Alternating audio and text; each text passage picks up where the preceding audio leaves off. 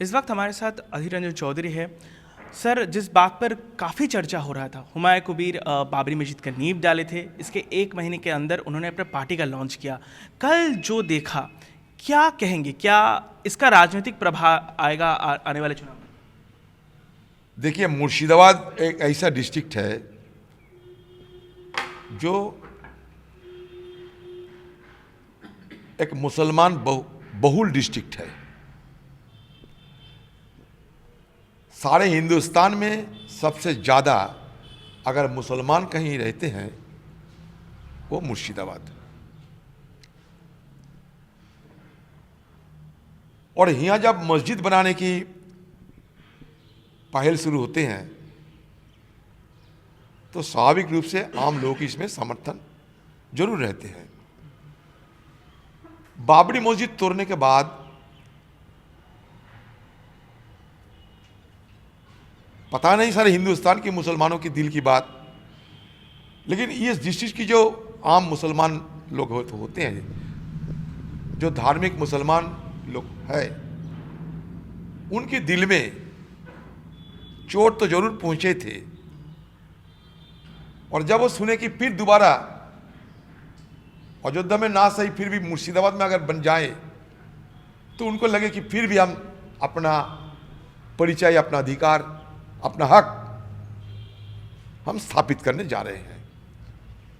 तो इसके चलते खुले हाथ गरीब, मध्य वर्ग, हर वर्ग के लोग ये मस्जिद बनाने की जो बात किए गए थे उसके उपरांत मदद की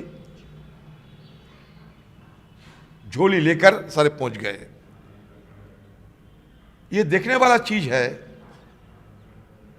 कि इस तरीके की समर्थन धर्मालु मुसलमान लोगों के अंदर से जब उभरते हुए हम लोग देखे तो ये चौंकाने वाली बात थी। इसलिए कि सारा हिंदुस्तान में अगर कहीं मस्जिद बनाने के लिए इस तरीके की समर्थन कहीं हुआ है, इसका नजीर मेरे पास नहीं है।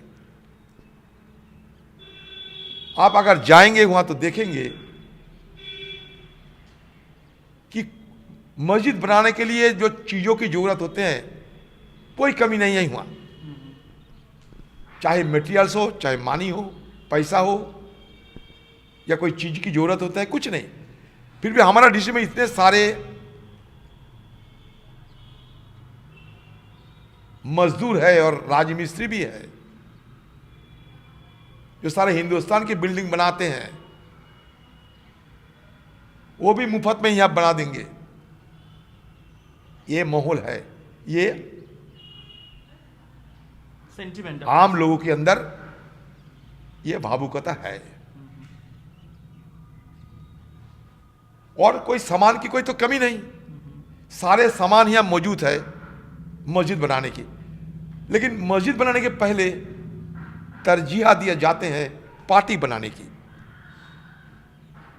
जाहिर सी बात यह है कि जिन लोगों ने ये मस्जिद बनाने की बात कर रहे हैं उन लोगों की प्रायोरिटी क्या है, उन लोग किस मुद्दे पे तरजीह देते हैं, तवज्जो देते हैं, मस्जिद बनाना या पार्टी बनाना। मस्जिद अभी कब बनेगी पता नहीं, वो पीछे जा रहे हैं। फिसड्डी में चल रहे हैं मस्जिद और पार्टी आगे निकल रहे हैं। और वो भी सीट की बंटवारा के चलते, सीट की बंटवारा को लेकर नुमाइंदे भी खड़ा करना शुरू हो गए। चुनाव ऐलान होने के पहले ही कहां से कौन प्रत्याशी चुनावी जंग में उतरेगी, ये सारे घोषणा हो रहे हैं।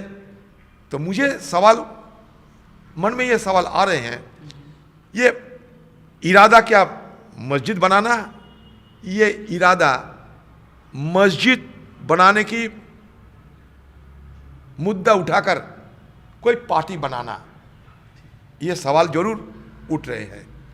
हुमायूं को भी ये भी एक सर कोई बात तो नहीं है। हुमायूं को भी ये भी कहा है कि कांग्रेस के लिए न्योता खुला है कि उनके मैं नेशनल पार्टी के एक कार्यकर्ता हूँ, ऐसा कोई संभावना मैं नेशनल पार्टी के कार्यकर्ता हूँ। अगर नेशनल पार्टी AICC अगर कोई फैसला लेगी तो अलग बात है, मैं अकेले अपने हिसाब से कोई फैसला नहीं ले सकते। दादा, बांग्लादेश का मौजूदा जो हालत है उस पर कुछ कह दीजिए, क्योंकि ये तनाव जिस तरीके से फैल रहा है वहाँ बांग्लादेश की हालत बहुत बड़े गंभीर होते जा रहे हैं और आज की बांग्लादेश धीरे धीरे कट्टरपंथियों की चंगुल में फंसे हुए हैं, जहां कट्टरपंथियों ने अपने मकसद पूरा करने के लिए जो राह अपनाया है, वहाँ कोई विरोध, कोई पाबंदी वो मानने के लिए तैयार नहीं है। चाहे अपना धर्म के लोग हो, चाहे दूसरे धर्म के लोग हो, चाहे हिंदू हो, चाहे मुसलमान हो, वो किसी को बख्शाने की मानसिकता पे नहीं है। इसलिए एक हिंदू युवक को जैसे जिंदा जलाए गए, सारे हम देखते रोंगटे खड़ा होते गए सारे दुनिया को, वैसा ही और एक BNP नेता के घर में जाकर उनकी 7 साल उम्र की बच्ची आयशा को भी जिंदा जलाए गए। जाहिर सी बात यह है कि ये कट्टरपंथियों ने बांग्लादेश को कब्जा करने के लिए चाहे कुछ भी करना पड़े वो करने के लिए सिर्फ तैयार नहीं, आगे निकल रहे हैं। और यूनुस पे कठपुतली है, उसको जब मर्जी होगी कट्टरपंथियों की वो गर्दन पकड़ के बांग्लादेश की बाहर कर देगी, इसमें कोई दो राय नहीं है। आप लोग देखिए, पहले आवामी लीग सरकार को उन्होंने पाबंदी लगा दी, बैन कर दी कि आवामी लीग चुनाव में हिस्सा नहीं ले पाएंगे। अभी धीरे धीरे दूसरे पार्टी BNP वो भी चुनाव में हिस्सा लेने में डरे और वो भी भागे, इसकी तैयारी हो रहे हैं। तीसरा, जो इंडिपेंडेंट वॉइस है बांग्लादेश में, जो आज़ादी स्वर है, चाहे छात्रों जिन्होंने लड़ाई किए थे, हादी नाम के एक बड़े पॉपुलर लीडर, जनप्रिय एक नेता को बेरहमी से मौत की घाट उतार दिए गए। लेकिन देखिए किसने उनको मारा, इसके छानबीन नहीं हो रहा है, इसका जांच पड़ताल तफ्तीश कुछ नहीं हो रहे हैं। लेकिन तुरंत हिंदुस्तान पे दोषारोप करते हुए सारे बांग्लादेश में आगजनी करना, खून करना, लूट करना शुरू हो गए। मतलब जिन लोगों ने ये कर रहे हैं उन लोगों को बाखूबी ये मालूम है कि हादी की मौत एक बहाना है, और ये बहाना की हैसियत से ये कट्टरपंथियों की जो अपना नापाक इरादे और नापाक इरादे को जमीनी स्तर में तब्दील करने के लिए सारे कोशिश भी जारी है। तो ये हमारे लिए सिर्फ नहीं, सारे साउथ ईस्ट एशिया की लिए बड़ा खतरा की मंजर देख रहे हैं। और इसके पीछे और कोई नहीं, सिर्फ पाकिस्तान, और पाकिस्तान के पीछे चाइना, पाकिस्तान, बांग्लादेश। धीरे धीरे बांग्लादेश पाकिस्तान की और एक सूबे बनते जा रहे हैं। डर की बात यह है, जिस बांग्लादेश के साथ हमारे 4000 किलोमीटर की सीमा है, और वो भी सीमा पुरास है, छिन्न भिन्न है। हम कहाँ जाएंगे? हमारा वेस्टर्न सेक्टर, पश्चिम प्रांत सुरक्षित है, लेकिन पूर्व प्रांत असुरक्षित रह गए। तो इसलिए ये खतरे की एक स्थिति पैदा हो चुके हैं। मैं इसके साथ साथ हिंदुस्तान की सरकार को ये कहूँगा कि हिंदुस्तान की सरकार ये बांग्लादेश की हालत को मद्देनज़र और गंभीरतापूर्वक इसमें पहल करे। और दूसरे मेरा एक सलाह भी है कि हिंदुस्तान में बैठकर रोजाना शेख हसीना जी, ये इनकी बयानबाजी बंद किया जाए, क्योंकि इसमें कट्टरपंथियों की सुविधा होती है। कट्टरपंथियों ने ये साबित करने जा रहे हैं कि हिंदुस्तान की सरकार बांग्लादेश के जो दुश्मन, वो दुश्मन को मदद कर रही है।